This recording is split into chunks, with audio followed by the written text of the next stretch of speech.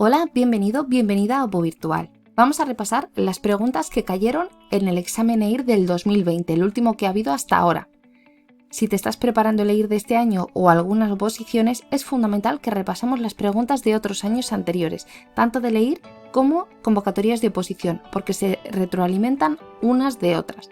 De hecho, en este vídeo vas a ver cómo hay preguntas muy inspiradas en preguntas que han caído en otras oposiciones. Para que no se haga tan largo, voy a fraccionarlo y vamos a repasar las preguntas en varios vídeos. Así que suscríbete si no te has suscrito para no perderte ninguno. Y comenzamos. Se ha realizado un estudio de validación de una prueba diagnóstica cuyos resultados se reflejan en una tabla de contingencia. ¿Cuál de las siguientes afirmaciones es la correcta? El valor global se calcula mediante esta fórmula a partido el sumatorio de A más B más C más D. Opción B, la especificidad se calcula mediante la fórmula C partido A más C. La sensibilidad se calcula mediante la fórmula A partido A más C. O el valor predictivo negativo se calcula mediante la fórmula B más C partido A más B más C más D. Y nos ponían esta tabla. En las columnas siempre vamos a tener en la primera positivos o enfermos y en la segunda negativos o sanos. Siempre van a estar colocadas así. Y en las filas vamos a tener la prueba o el test. En la primera fila siempre vamos a colocar la prueba positiva, test positivo o expuestos. Y en la segunda fila tendríamos la prueba negativa, test negativo o ausencia de exposición o no exposición al factor de riesgo. Porque quizás este tipo de tablas las tengamos más asociadas a estudios de casos controles o de cohortes. Las letras las colocamos siempre de la misma manera.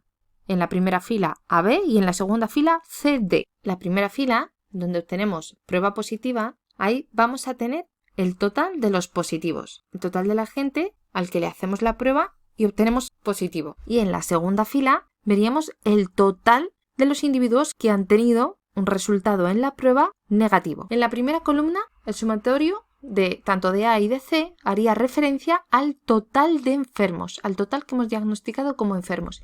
Y la segunda columna correspondería el total de sanos. También tenemos N, que es con lo que se representa el número total de individuos que estamos teniendo ahí. ¿Cómo calculamos esa N? Pues esa N tiene que ser el resultado de la suma del total de positivos y total de negativos.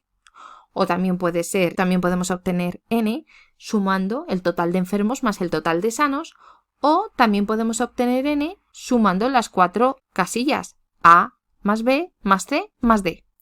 De esas 3 maneras tenemos que obtener el mismo resultado. Cuando hemos tenido un resultado positivo en una prueba y nos han diagnosticado que somos positivos o estamos enfermos, estaríamos en la casilla A, serían los verdaderos positivos. Aquellos que realmente están enfermos y la prueba les ha salido positiva. En la parte contraria tendríamos aquellos que están sanos y la prueba les ha salido negativa.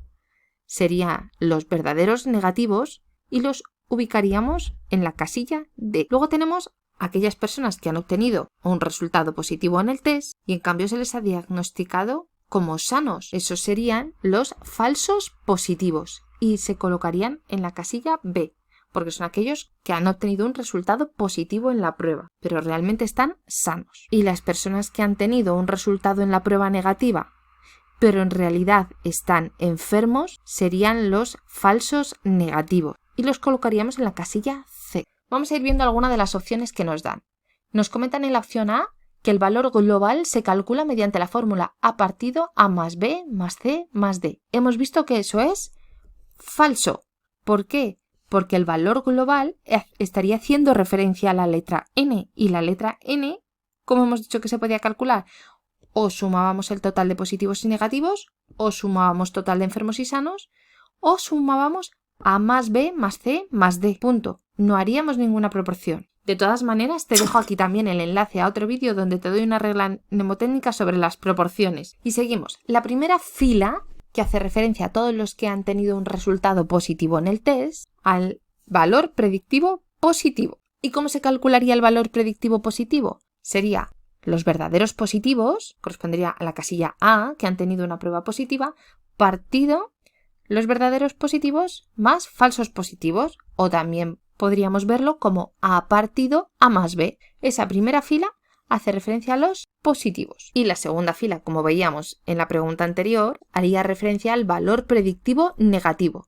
¿Que cómo lo calcularíamos? Pues serían los verdaderos negativos, una proporción de verdaderos negativos, partido del sumatorio de verdaderos negativos más los falsos negativos de todos los que han dado negativo en la prueba. Y esto también lo podríamos expresar como D partido D más C. Así que en la opción D, el valor predictivo negativo se calcula mediante esa fórmula que nos ponen ahí, es falso.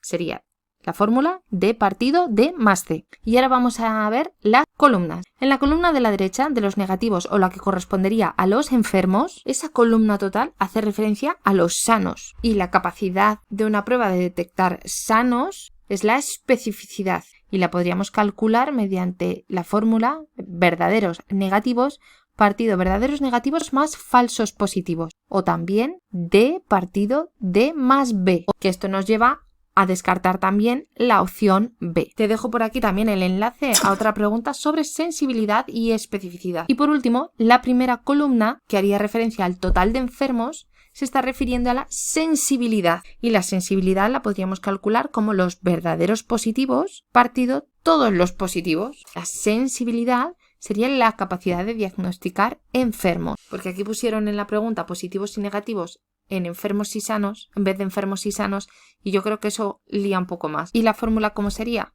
A partido A más C. Por lo tanto, la opción C sería la opción correcta.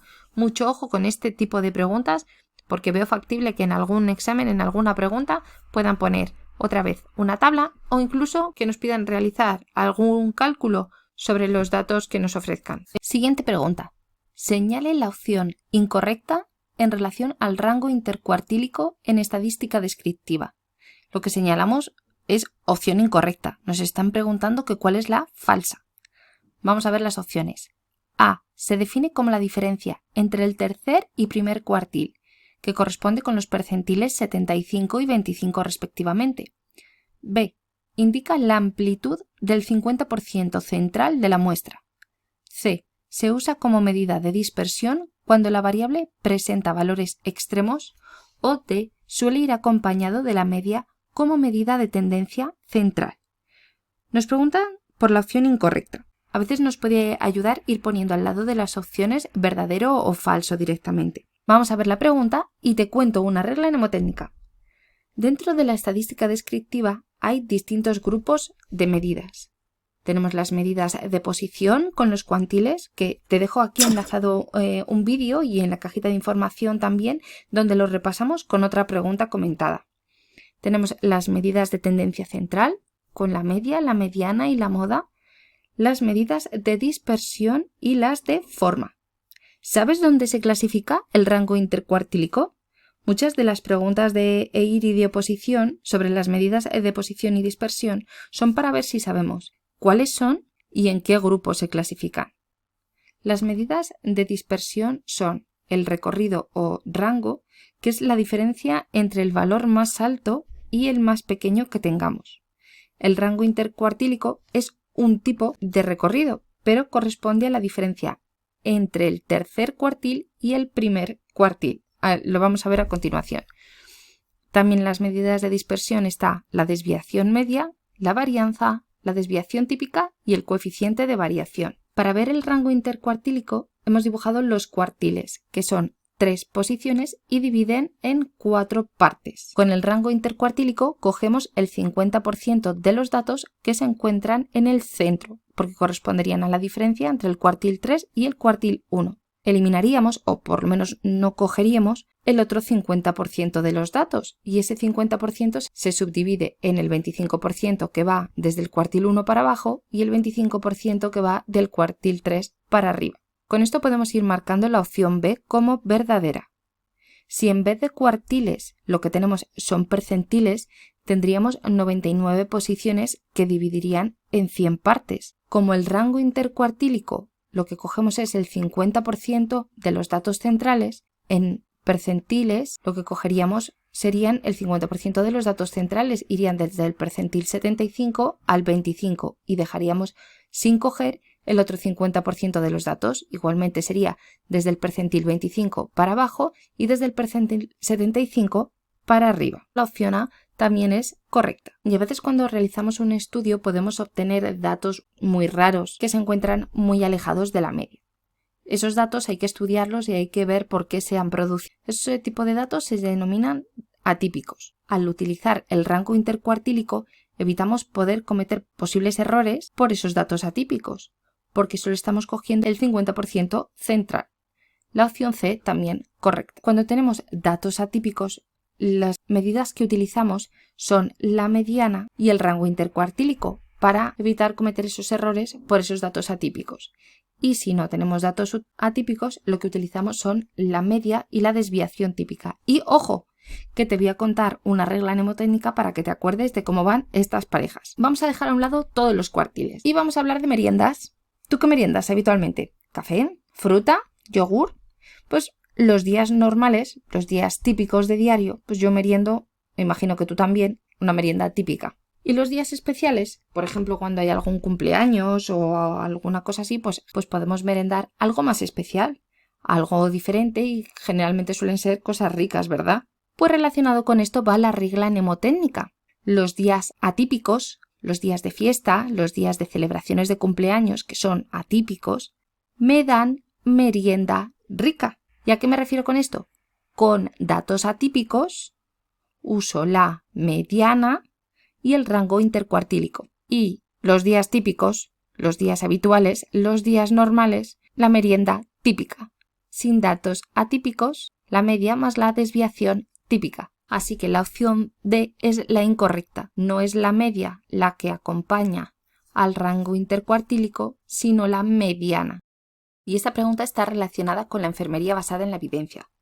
Las preguntas relacionadas con la evidencia, con la enfermería basada en la evidencia, están teniendo cada vez mayor protagonismo en el EIR. En las oposiciones también, pero en los últimos años en el EIR también. Esta pregunta es del EIR 2020 y es casi una copia de otra que cayó en la Macroope del 2019. ¿Sabes de cuál? Pues suscríbete y estate atento que ahora mismo lo vemos.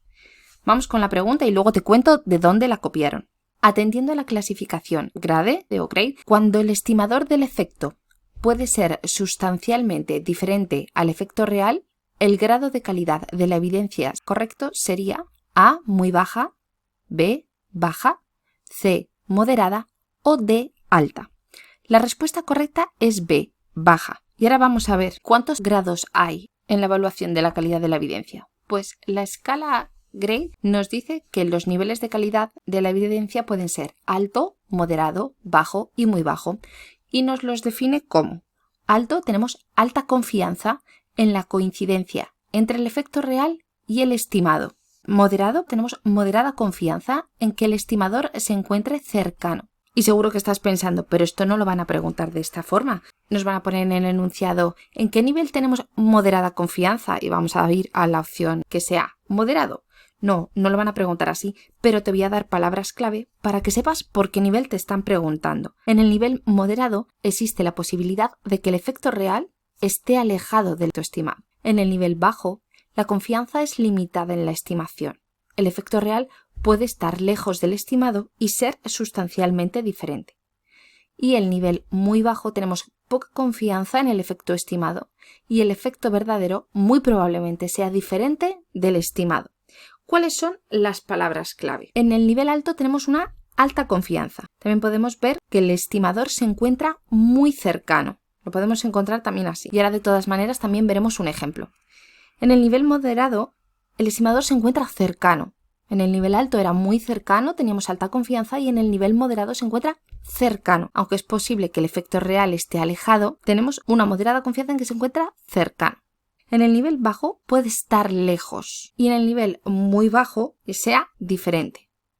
Entonces tenemos alto, alta confianza o que esté muy cercano, moderado, que el efecto se encuentra cercano. En el nivel bajo puede estar lejos y en el muy bajo puede que sea diferente. Y vamos a poner un ejemplo que a veces se nos puede hacer un poco cuesta arriba.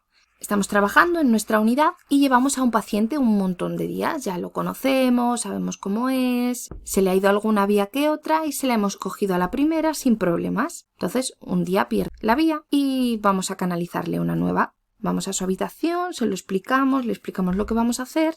como es el paciente que llevamos llevando mucho tiempo, el paciente ya nos conoce y tiene una alta confianza en que nosotros, que somos su enfermera habitual, que ya le hemos pinchado otras veces, que ya sabemos dónde tiene mejores venas o cómo podemos acceder mejor, pues le vamos a canalizar la vía perfectamente. Eso sería un nivel alto. Tiene una alta confianza en que el efecto estimado va a estar cercano, que le vamos a pinchar y le vamos a coger la vía a la primera. Pero resulta que tenemos que irnos viendo por qué nos llaman y al final viene una compi a cogerle la vía. Pero el paciente, al no ser su enfermera habitual, pues tiene una moderada confianza en que realmente le vaya a coger la vía a la primera. Muy posiblemente el estimador se encuentre cercano, muy posiblemente le vaya a coger la vía a la primera, pero puede que el efecto real esté que a lo mejor no se la coja a la primera.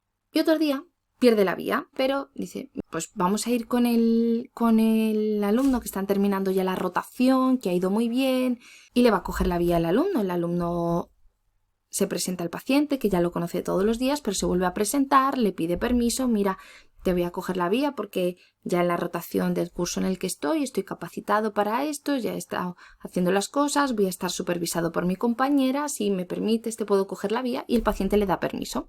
Y aunque le da permiso, tiene un nivel bajo, tiene una confianza limitada en que le vaya a coger la vía a la primera. Le va a pinchar, pero el resultado puede ser sustancialmente diferente al resultado que podría ser si le cogiese la vía a su enfermera, que le lleva llevando todos los días porque se lo conoce ya perfectamente. Y para muy bajo, pues es que resulta que en vez de ser el alumno que lleva ya toda la rotación de tal curso, resulta que es el primer día. Y entonces, pues se presenta igual que el otro alumno, le dice, va a estar supervisado, le pide permiso y todo, pero es el primero. Entonces el paciente tiene poca confianza en que él le vaya a coger la vía a la primera.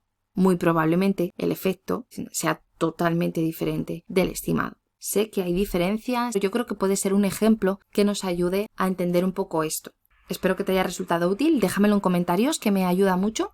Y ahora sí, te voy a decir en qué pregunta, en qué oposición se inspiraron en el EIR del 2020. Pues en la macro OPE de Madrid del 2019. En Madrid pusieron más o menos la misma pregunta, cuando el sistema de clasificación de calidad de la evidencia GRADE nos dice que es probable que el estimador del efecto se encuentre cercano al efecto real, aunque podrían existir diferencias sustanciales, se está refiriendo a una calidad de la evidencia, respuesta correcta moderada. La mayoría de las veces, la opción de alta y muy baja las vamos a poder descartar fácilmente y con las opciones que vamos a tener más dudas van a ser entre baja y moderada. Pero, como vemos, en la macro-OPE de Madrid del 2019 nos decían que el estimador se encuentra cercano al efecto real. Seguramente pueda confundirte lo de podrían existir diferencias sustanciales y a lo mejor inclinarte a pensar que es un nivel bajo, pero si nos dicen que el estimador se encuentra cercano, es moderado. En el EIR del 2020 no nos hablaban que el estimador fuera cercano. De hecho, nos decían que puede ser sustancialmente diferente. Entonces, respuesta correcta, baja. Si nos dijesen que es muy probable que el estimador sea sustancialmente diferente, que ya sí lo sea, sería opción muy baja. Y ahora vamos con la pregunta sobre curvas ROC, que también cayó recientemente en la última OPE del SESCAM, en la OPE del 2018. Pero antes de ir directamente a esta pregunta, vamos a hacer un repaso por algunas preguntas que han salido últimamente y vamos a ir entendiendo qué son las curvas ROC, para qué sirven, para qué se utilizan y cómo se interpretan. Un pico importante de popularidad en el 2014 con la posición de Madrid, hubo preguntas anteriores. Madrid había preguntado también en la OPE anterior, en la que tuvo lugar en el 2009. Las curvas ROC reciben el nombre por las siglas en inglés, pero puede que lo veamos en español como curvas CORE, curvas de características operativas para el receptor. Por si acaso lo preguntan de esta otra forma, que sepas que se refieren a lo mismo. La pregunta de la OPE del SERMAS del 2009 decía: en una gráfica donde se representa la sensibilidad en el eje Y y la proporción de falsos positivos en el eje X para la evaluación de test diagnósticos, se denomina A, variable cuantitativa, B, curva ROC, C, curva productora o D, curva de especificidad. La respuesta correcta es B, curva ROC. Las curvas ROC son una representación gráfica. Es la gráfica resultante de representar la sensibilidad y la especificidad. Te dejo aquí enlazado otro vídeo donde explico en detalle qué son la sensibilidad y la especificidad. También te dejaré los vídeos en la cajita de información. En el enunciado pone proporción de falsos positivos y ahora veremos qué es eso. En una representación gráfica tenemos los ejes de coordenadas. Los ejes de coordenadas son el eje X o eje de abscisas, donde está la especificidad, y el eje Y o eje de ordenadas, donde pondríamos la sensibilidad. Es importante los nombres que reciben los ejes, porque sí que lo suelen preguntar y lo mezclan para intentar pillarnos. Además, a veces con los nervios o al leer rápido nos podemos confundir. Y, como veremos con la siguiente pregunta, los tribunales también lo saben e intentan pillarnos con eso. En una tabla de contingencia o tabla de 2×2, esta columna corresponde a la sensibilidad, a los positivos. Y la otra columna corresponde a la especificidad. En este vídeo de aquí lo explico también con ejemplos y también te lo dejo en la caja de información. Por lo tanto, el eje de ordenadas, denominado Y, corresponde con la sensibilidad, con los que están realmente enfermos, con esa columna de positivos. Pero concretamente lo que vamos a representar es los verdaderos positivos, la fracción de verdaderos positivos. Lo podemos ver que nos lo preguntan de las dos maneras, que representamos la sensibilidad o que representamos la fracción de verdaderos positivos. Y en el eje de abscisas, denominado X, representamos la especificidad. La especificidad la podemos ver de dos maneras, que nos la pueden preguntar como la fracción de verdaderos negativos o podemos calcular la fracción de falsos positivos. Si el valor total de la especificidad tuviese un valor máximo de 1, podríamos calcular que la especificidad sería 1 menos la fracción de falsos positivos. Pero si no sabemos cuánto es, lo que hacemos es pasarlo al otro lado para que la fracción de falsos positivos sea 1 menos la especificidad. En una gráfica donde se representa la sensibilidad en el eje Y y la proporción de falsos positivos en el eje X para la evaluación de test diagnósticos se denomina curva ROC.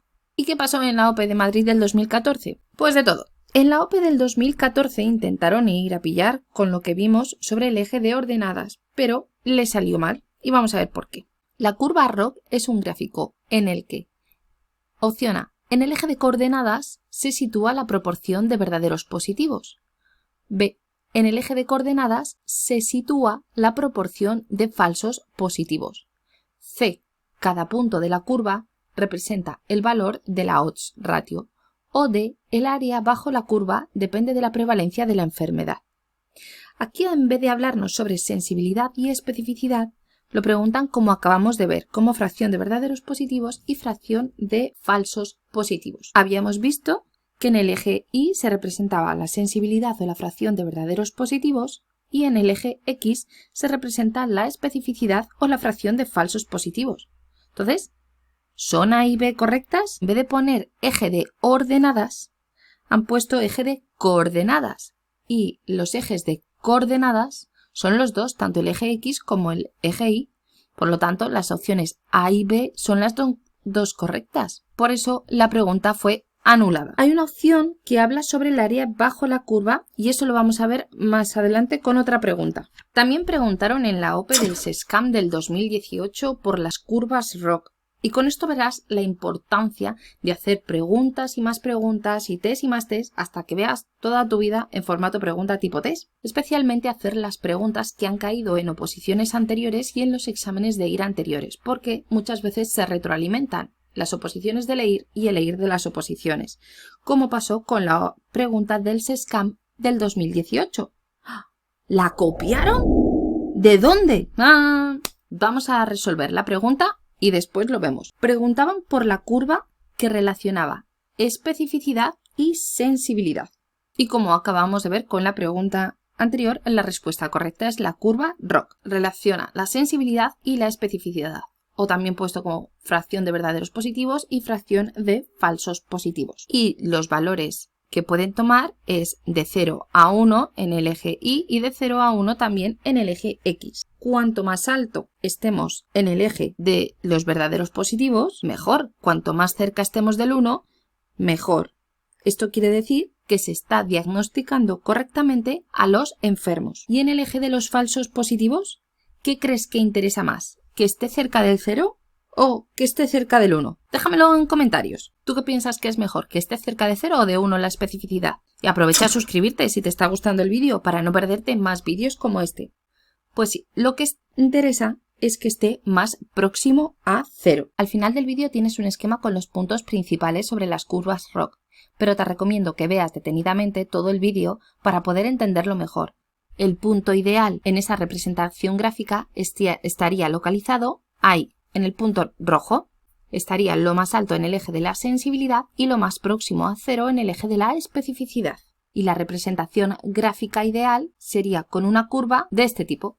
El área que queda por debajo de la curva, el área bajo la curva, que también lo podemos ver con las siglas en inglés AUC, correspondería con 1, sería 1, que es el máximo que podríamos obtener. Esta sería la representación ideal. ¿Y de dónde había salido la pregunta de la oposición del SESCAM del 2018? De la oposición del País Vasco del 2008. En relación con los estudios epidemiológicos, la curva que relaciona especificidad y sensibilidad se denomina opción B, curva ROC. Y de hecho, si vemos las dos preguntas juntas, pues es que son prácticamente un calco. Por eso la importancia de hacer todas las preguntas test que nos encontremos de otras oposiciones, de otras comunidades, de otros exámenes de LEIR, porque se retroalimentan. También en la cajita de información te dejaré el link para recibir 6 códigos de acceso a juegos de repaso con preguntas de oposición y de EIR. Y hablando del EIR, vamos a ver la pregunta que cayó en el EIR del 2020. Respecto al análisis de las curvas ROC de las pruebas diagnósticas, ¿qué afirmación de las siguientes es falsa? A. El eje X representa los resultados falsos positivos. B. El eje Y representa la sensibilidad. C. Una prueba con una discriminación perfecta, sanos, enfermos, dará lugar a una recta diagonal de 45 grados. O opción D. Permiten elegir el punto de corte apropiado para considerar resultados positivos y negativos de una prueba. Nos están pidiendo la opción falsa. La A es correcta, el eje X representa los resultados falsos positivos. La opción B, el eje Y representa la sensibilidad, esa también es correcta. Y vamos a ver las opciones C y D. La opción C nos dice, una prueba con una discriminación perfecta, sanos, enfermos, dará lugar a una recta diagonal de 45 grados. La representación gráfica ideal habíamos visto que se representaba con una curva de este tipo, cuyo área bajo la curva, o AUC con las siglas en inglés, ABC nos la podemos encontrar en español, es igual a 1, porque es el valor máximo. Con esta representación gráfica, todos estarían bien diagnosticados, por eso sería la representación gráfica ideal. Pero no siempre a todos los enfermos se les diagnostica como enfermos, ni a todos los sanos se les diagnostica como sanos, por eso están los falsos positivos y los falsos negativos. Cuando empezamos a tener mayor número de falsos positivos y falsos negativos, la curva va cambiando, así, disminuyendo a partir de ese punto. Va bajando progresivamente, cada vez más, hasta llegar a un punto que sería la peor representación gráfica que nos podríamos encontrar.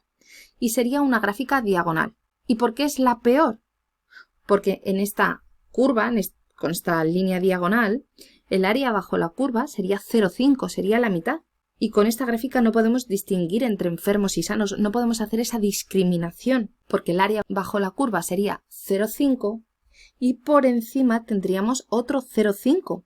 Entonces, es la peor gráfica que nos podríamos encontrar porque no nos discriminaría entre enfermos y sanos. ¿Y qué más cosas podemos saber con las curvas ROC y el área bajo la curva? Pues que también sirven para comparar dos pruebas. Por ejemplo, podemos comparar dos pruebas para el diagnóstico de pacientes. La prueba con la que obtengamos un área bajo la curva mayor va a ser mejor. Opción C sería falsa, es la que nos piden, esa sería la respuesta correcta, pero vamos a terminar de ver la opción D. Nos dicen que permiten elegir el punto de corte apropiado para considerar resultados positivos y negativos de una prueba. Las curvas ROC, otra característica que tienen es que permiten establecer un punto de corte de una prueba. ¿A qué se refiere eso? Pues que, por ejemplo, para diagnosticar a una persona como diabética, ¿a partir de qué cifra decimos que es? Por ejemplo, para diagnosticar a una persona que tiene una enfermedad, ¿a partir de qué cifras de la tensión decimos que una persona es hipertensa? ¿O a partir de qué cifras de la glucemia decimos que una persona es diabética? ¿Cómo obtenemos que a partir de ese valor ya podemos considerar a una persona enferma? ¿Qué punto de corte ponemos? ¿Cómo lo decidimos? ¿200, 300, 125? Hay fórmulas para calcular unos coeficientes, pero esto ni lo han preguntado ni lo van a preguntar y es meternos en un jardín bastante grande. Entonces simplemente quería dar una pincelada para entenderlo y que no sea algo que nos estudiemos la frase de memorieta y que luego a lo mejor cambien una palabra y no sepamos qué es lo que nos están preguntando. Entonces, elegir el punto de corte apropiado depende de cada prueba diagnóstica, pero tiene un equilibrio entre la sensibilidad y la especificidad. La curva ideal es aquella que diagnostica a todos correctamente. Si representamos con un triángulo rojo a los enfermos y con un círculo verde a los sanos, la representación ideal sería así. Si tenemos falsos positivos y falsos negativos, nos quedaría una representación de esta otra manera. Y el punto de corte correspondería con este. Sería el que más se aproxime al punto ideal que veíamos al principio. ¿Y ese punto de corte a qué cifra corresponde? Pues vamos a verlo con un ejemplo. Tenemos un grupo de personas a las que les hacemos una glucemia basal en ayunas y queremos establecer el punto de corte apropiado para diagnosticarlos como diabéticos con la glucemia basal en ayunas. Si no hay establecido ningún valor, si no supiésemos el valor o cómo se hace, ¿cómo lo estableceríamos? ¿Qué cifra decimos? ¿200? ¿Porque te parece bien 200? ¿300? Seguro que a partir de 300 tiene papeletas para ser diabético. Pues representaríamos en una línea todas las personas según sus valores de glucemia basal en ayunas que hayamos obtenido. Cada raya azul corresponde con el valor en miligramos mililitro. En algunos valores hay varios símbolos porque puede darse el caso que varias personas tengan las mismas cifras de glucemia, pues las representaríamos en el mismo valor. Y ahora pasamos esas personas que están representadas en esos valores a un eje de coordenadas para representar la curva ROC. El punto que más se acerca al punto ideal que vimos al principio estaba situado arriba del todo en el eje Y y más próximo a 0 en el eje X. Pues es el punto que más se acerque a ese punto ideal será el punto de corte que vayamos a coger y en este caso será este. Pero ¿y ese punto de corte? ¿Cómo sabemos a qué valor corresponde? ¿A cuántos miligramos mililitros para yo a la siguiente persona poder diagnosticarle como diabética? Pues habría que ir a buscar esa persona representada en la gráfica con curva ROC a la línea inicial para saber qué valor tiene, es decir, cuántos miligramos mililitros tenía la glucemia basal en ayunas. Si esta persona tiene una glucemia basal en ayunas de 126 miligramos decilitro, nos va a servir de punto de corte. Todas aquellas personas que tengan 126 miligramos decilitro o más, las vamos a diagnosticar como diabéticas y las que tengan cifras por debajo de 126 de ese punto de corte, las vamos a considerar como sanas o como no diabéticas. Y como decía, es buscar un equilibrio entre la sensibilidad y la especificidad, porque que está ocupando el mismo lugar que el punto de corte sería un falso positivo. Lo vamos a diagnosticar como diabético y no es. Y este otro lo vamos a diagnosticar como no diabético cuando sí sería diabético. Por eso es buscar ese equilibrio y que sea el punto de corte que más se aproxime al ideal. Y ahora te voy a dejar con el esquema sobre las características de las curvas ROC. Una vez hayamos entendido el vídeo, nos va a resultar más fácil cuando nos pregunten en las opciones, como ha sido en este caso. Las curvas ROC sirven para distinguir entre sanos y enfermos, hacen esa discriminación, lo podemos encontrar también así, discriminan. Sirve para comparar dos pruebas con el área bajo la curva o el AUC con las siglas en inglés y también elegir el punto de corte de una prueba. Espero que te haya resultado muy útil. Suscríbete si todavía no te has suscrito y te veo en el próximo vídeo. Un saludo.